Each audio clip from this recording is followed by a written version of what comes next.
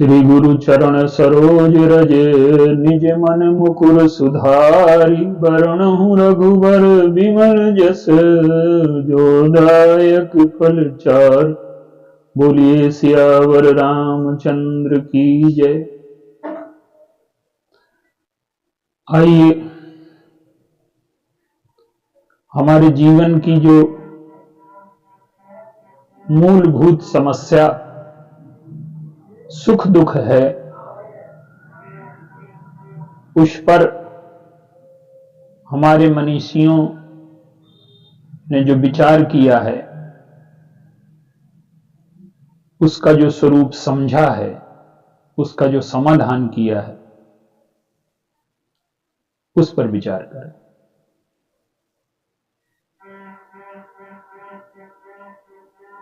जीवन में 4 स्थितियां होती हैं।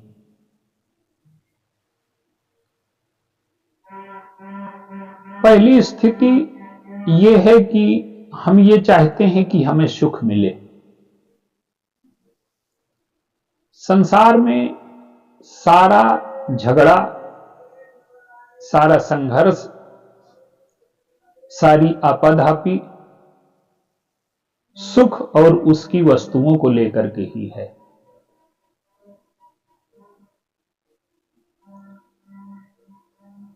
हम ये चाहते हैं कि हमें सुख मिले और सामने वाला भी ये चाहता है कि हमें सुख मिले। ऐसी स्थिति में क्या होता है कि जब दोनों अपने सुख की चिंता करते हैं तो समाज में संघर्ष उत्पन्न हो जाता है, छीना झपटी पैदा हो जाती है। लंका का दर्शन क्या है? रावण का दर्शन क्या है? लंका का दर्शन कोई ये नहीं है कि उस समय लंका थी तो उसकी विचारधारा थी, वो शाश्वत विचारधारा है। हमें मिल जाए तो हमें प्रसन्नता होगी, और जब हम केवल लेने में विश्वास करने लगते हैं तो संतुलन बिगड़ने लगता है। रावण का दर्शन देखिए, हर्षित भयउ नारी भल पाई, सुंदर स्त्री मिल गई तो प्रसन्न है। तो सामान्य मनुष्य का धरातल ये है कि वो केवल लेने में भरोसा करता है, पाने में भरोसा करता है, देने में भरोसा नहीं करता। एक दूसरी स्थिति होती है जब व्यक्ति लेने और देने दोनों में ईमानदार रहता है। जिससे लिया है उसका देंगे, भावना, विचार, सुख, जो कुछ भी लिया है जीवन में वो हम लौटाएंगे। इस स्थिति को हम धर्म कहते हैं। जब अपने सुख के साथ साथ सामने वाले के सुख का भी ध्यान रखा जाए, लेन देन में ईमानदारी रखी जाए, ये धर्म की स्थिति है। देखिए, हम प्रत्येक चीज में ये चाहते हैं कि हम सामने वाले से ज्यादा धनवान हो जाएं, सामने वाले से ज्यादा योग्य हो जाएं, सामने वाले से ज्यादा हमारा पद हो जाए, प्रतिष्ठा हो जाए। हम हर चीज में चाहते हैं कि सबसे बड़े हो जाएं। लेकिन जीवन की एक चीज ऐसी है कि जिसमें हम ये चाहते हैं कि हम जितना प्रेम सामने वाले से करें उससे ज्यादा प्रेम वो हमसे करे।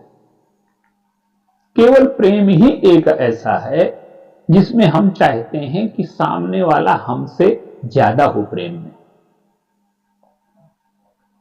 तो धर्म की स्थिति के ऊपर स्थिति आती है प्रेम की। जब व्यक्ति लेने के स्थान पर देने को प्रस्तुत हो जाए, और जब व्यक्ति देने को प्रस्तुत होता है उस स्थिति को प्रेम कहते हैं और उसी स्थिति में व्यक्ति साधना में प्रवेश करता है। विश्वामित्र जी आए, दशरथ जी बड़े प्रसन्न हुए। इतना बड़ा महात्मा बिना निमंत्रण के चला आया।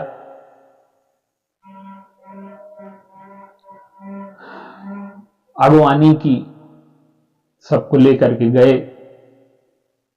लेकर के महल में आए, स्वागत किया, चरण धुले। कहते हैं कि आपके कहने में देर है, मेरे करने में देर नहीं है। विश्वामित्र जी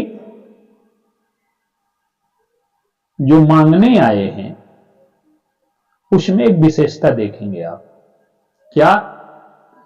कि मांगने वाले में दीनता आ जाती है, लेकिन विश्वामित्र जी में दीनता नहीं है।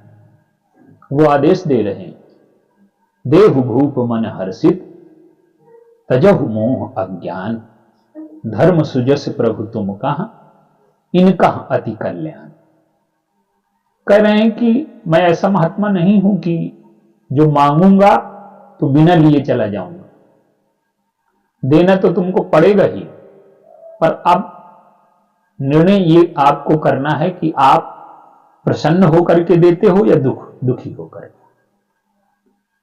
ये क्या संकेत है? विश्वामित्र जी जीवन का जो शाश्वत नियम है उसकी ओर संकेत कर रहे हैं कि प्रत्येक व्यक्ति केवल लेना चाहे तो संभव नहीं है, उसे देना पड़ता ही है। ये जीवन का नियम है। और जब देना पड़ता है तो क्यों ना हम प्रसन्न मन से दें। दशरथ जी बड़ी मुश्किल से दे पाए, लेकिन भगवान राम के जीवन में आप देखिए, जब देने का अवसर आया तो प्रसन्न हो गए। विश्वामित्र जी के पीछे पीछे चल रहे हैं। मुनियों की सेवा का अवसर मिलेगा, बुराइयों को नष्ट करने का अवसर मिलेगा, क्षत्रिय धर्म की सार्थकता होगी। पुरुष सिंह दो वीर, हरसि चले मुनि भय हरन। हर्षित होकर के चले। गोस्वामी जी कहते हैं कि जिस व्यक्ति को इन जगहों पर हर्ष नहीं होता वो जीते जी मृतक के समान है। राम ही सुमिरत रन भिरत, देत परत गुरु पाए, और तुलसी जीन ही न पुलक तन, ते जग जीवत जाए। तो लेना देना मनुष्य की बाध्यता है, आवश्यकता है।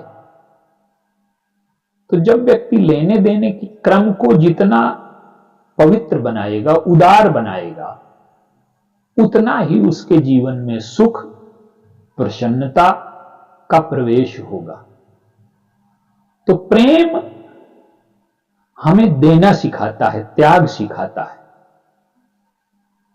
अयोध्या की स्थिति क्या है? पहली स्थिति है कि हम केवल लेना चाहें और लेने से न मिले तो छीना झपटी में उतर आए, जो लंका का दर्शन है। दूसरी स्थिति है कि केवल अपने स्वार्थ की चिंता, जो वर्तमान का अधिकांश समाज है, केवल लेने पर भरोसा। तीसरी स्थिति यह है कि लेन देन में ईमानदारी रखना, एक क्रम रखना। चौथी स्थिति यह है कि प्रेम की इस स्थिति में हम आ जाएं कि हमें लेने में प्रसन्नता न होकर के देने में प्रसन्नता हो। जब हमें लेने में प्रसन्नता होती है तो हम उसको काम कहते हैं, वासना कहते हैं। और वही जब देने में प्रसन्नता होने लगती है तो उसी को प्रेम कहते हैं, भक्ति कहते हैं। अयोध्या की जो संस्कृति है, हमारे देश की जो संस्कृति है, वो क्या है?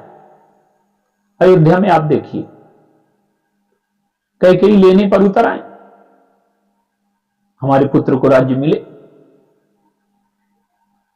और केवल लेने पर नहीं उतर आए, हमें तो प्रसन्नता मिले ही, सामने वाले को दुख जरूर मिले। और जब ये कैकेयी की प्रवृत्ति हमारे जीवन में हावी हो जाती है तो हमारे जीवन में दुख का प्रवेश हो जाता है। अयोध्यावासी सभी लोग स्वस्थ हैं, केवल कैकेयी और मंथरा ही अस्वस्थ हैं। अगर अयोध्या में अस्वस्थता होती तो कौशल्या कह सकती थी कि मेरा लड़का जंगल को क्यों जाए। गुरुजी से दशरथ जी कह चुके हैं, सभा में वचन दे चुके हैं, तो राज्य तो राम को मिलना चाहिए। सुमित्रांबा कह सकती हैं कि मेरा लड़का क्यों बन जाए। तो अयोध्या में कैकेयी और मंथरा को छोड़कर सभी लोग स्वस्थ हैं। आज क्या होता है कि हम किसी के विरुद्ध कुटिलता करते हैं, वो हमारे विरुद्ध कुटिलता करता है। हम किसी से कपट करते हैं, छल करते हैं, षड्यंत्र करते हैं, वो हमारे विरुद्ध करता है। तो आज का जो सारा समाज है, सब लोग यही कर रहे हैं और सब अस्वस्थ हैं। लेकिन सभी अस्वस्थ हैं, ये चीज समझ में नहीं आती। सबको लगता है कि ऐसा सब कर रहे हैं तो सब अस्वस्थ हैं। लेकिन ये स्थिति रहेगी तो जीवन में कभी भी व्यक्ति प्रसन्न नहीं रह सकता, तनाव में रहेगा, दुखी रहेगा, उदास रहेगा।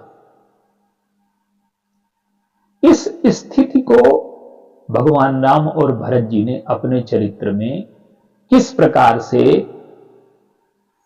जी करके जीवन में दुखों को कैसे समाप्त किया जाए और दुख को कैसे सुख में बदला जाए, यह प्रक्रिया अपने चरित्र से हमें बताई। आइए, भरत जी और भगवान राम का जो संवाद होता है चित्रकूट में, वो संवाद क्या है। भगवान राम को कैकेयी जी ने कहा कि तुम्हें वन को जाना है। भगवान राम बड़े हर्षित होते हैं। कैकेयी को जननी कहते हैं। सुन जननी सोई सुत बड़भागी, जो पितु मातु चरण अनुरागी। धन्य जन्म जगती तलतासु, पितहि प्रमोद चरित सुन जासु। आपने मेरी प्रसन्नता के लिए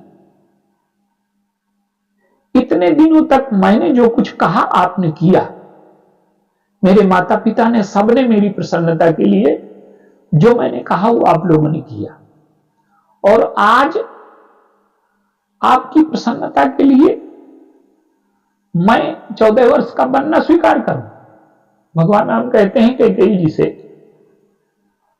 कैकेयी यद्यपि उनकी मां है, जननी नहीं है, पर जननी वो किन अर्थों में कहते हैं कि बच्चे का जो भाव है वो मां पहले पहचानती है। जब बच्चा बोल नहीं पाता तो बिना बोले मां उसकी भावना को समझ जाती है। बच्चा रो रहा है तो हमें दिखाई देगा कि बच्चा रो रहा है, लेकिन मां समझ जाती है कि ये बच्चा भूख की वजह से रो रहा है, कि नींद की वजह से रो रहा है, कि दर्द की वजह से रो रहा है।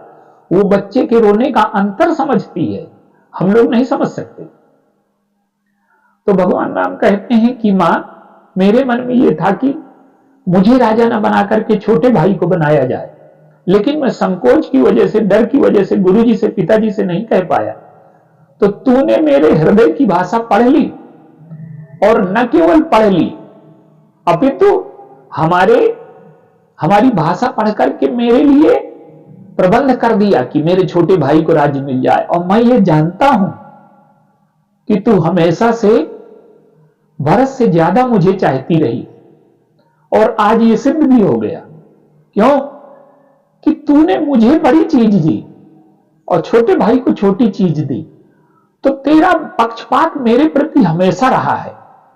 यह भगवान का भाव है। हम माता पिता से लेते हैं तो देने में, एक तो देना नहीं चाहते, और देना पड़े तो प्रसन्न होकर के नहीं देते। भगवान राम कहते हैं कि चारों तरफ से मेरे जीवन में आज प्रसन्नता आ गई। मुनिगण मिलन विशेष बन, और शबहि भांति हित मोर, और तेहि महा पितु आयशु बहुर, सम्मत जननी तोर। मुनियों से मेरा मिलन होगा, सत्संग का अमृत तूने मुझे पिला दिया।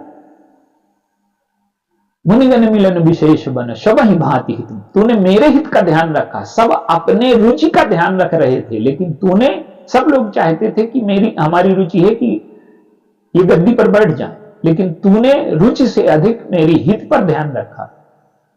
सब ही भांति हित ते माह पितु आयुषु बहुल, हमारे पिताजी की आज्ञा है। और सम्मत जननी तोर, तुझे प्रसन्नता होगी। और भरत प्राण प्रिय पावही राजू, जो प्राण प्रिय भरत है उसे, उनको राज्य मिल जाएगा। तो भगवान राम मुख प्रसन्न चित चौगुन चाऊ, देने में जब व्यक्ति को प्रसन्नता होने लगे, भगवान राम को चौगुनी प्रसन्नता है। जहां देने का अवसर आया, ऋण चुकाने का अवसर आया। गोस्वामी जी ने तो उसे दूसरे शब्दों में लिखा, क्या कि लागहि कुमुख बचन शुभ कैसे, मगह गयादिक तीरथ जैसे। वो इस 14 वर्ष के वनगमन को क्या मानते हैं भगवान राम? ये मानते हैं कि 14 वर्ष का वनगमन पिताजी के वचनों को सिद्ध करने के लिए मैं अपने 14 वर्षों का जीवन दान दूं, इसे ही गया कहते हैं। गया का अर्थ ये नहीं है कि वो मरने के बाद की जाए, मरने के बाद तो करना ही चाहिए, लेकिन जीते जी जिसके मन में पिता के वचनों के प्रति श्रद्धा नहीं है, वो मरने के बाद क्या गया करे। कबीरदास जी कहते हैं कि जियत बाप शो दंगम दंगा, और मरे हाड़ पहुंचावे गंगा। तो जब हमारे मन में प्रेम विकसित होता है, प्रेम का विकास होता है, तब हमारा हृदय प्रफुल्लित होता है और देने में प्रसन्नता अनुभव करता है। अब इस स्थिति का चरम रूप आप देखिए, लक्ष्मण जी देने में प्रसन्न है, सुमित्रा अम्बा देने में प्रसन्न है, कौशल्या अम्बा भी त्याग करने में प्रसन्न है। सब लोग देना चाहते हैं, लेकिन इस संवाद का एक चरम स्थिति आप देखिए। भरत जी पहुंच गए चित्रकूट में, भगवान राम किसी के मनाने से नहीं माने।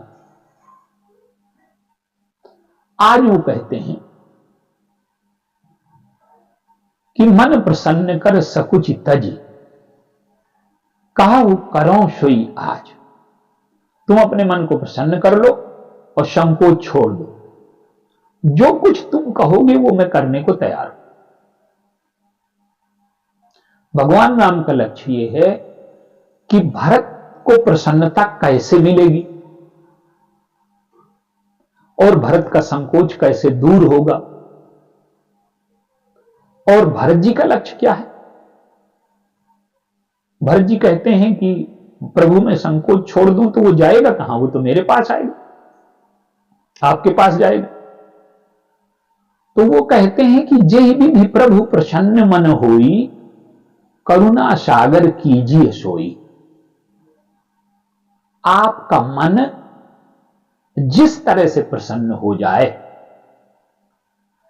जिस कार्य को करने से आपको प्रसन्नता मिले, वो आप करिए। तो माने भरत जी का लक्ष्य यह है कि भगवान राम कैसे प्रसन्न हो, और भगवान राम का लक्ष्य यह है कि भरत जी कैसे प्रसन्न हो। हमारे जीवन में जब ये स्थिति आती है, लेकिन भरत जी एक बात को समझ गए, क्या